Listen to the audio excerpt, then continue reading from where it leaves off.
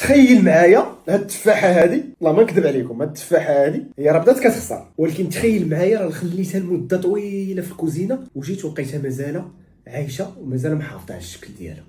انا خسرت وهي مازال ما خسرتش. علاش؟ التفاح من بين الفواكه اللي عامرين بالمبيدات، لي فونجيسيد، بيستيسيد، لي زيربيسيد، اي حاجه فيها سيد الا كليتيها راه كتقلب على السويسيد. وبالتالي فهاد التفاحه شنو اللي كيخليها عامره بالمبيدات؟ هو ان ملي كيسالوا لو تريتمون كيزيدوا عليها واحد الشمع اللي غيخليها تكون كتلمع ومرتاحه، وهذاك الشمع كيحبس وكيخلي المبيدات لتحت وعامره، وبالتالي تحول من واحد الغذاء اللي عامر بالالياف اللي جيد جدا لواحد الغذاء اللي كتاخذ فيه بقايا المبيدات اللي غتدمر لك الجهاز الهضمي ديالك، خصوصا الميكروبيوت النافع، وغتجمع لك السموم على مستوى الكبد. وشنو هما الطرق باش ناكل التفاح حيت عزيز عليك ولا عزيز عليا وحيت مغذي؟ من بين الطرق الزوينه هو كديرهم في الماء بحال هكا وكتزيد عليه سواء البيكين صودا ولا الخل ديال التفاح ولا الخل العادي ولا البيكين صودا، باش ان هذوك المركبات يتفتتوا ويمشيو ليا مع داك الماء. النقطه الثانيه، انك كتثق في الفلاحه اللي كيديروا انتاج زوين. والنقطه الثالثه، اللي ما كنتيش كتثق، غتشد التفاحه ديالك وغتقشرها حيت الكميه المهمه ديال المبيدات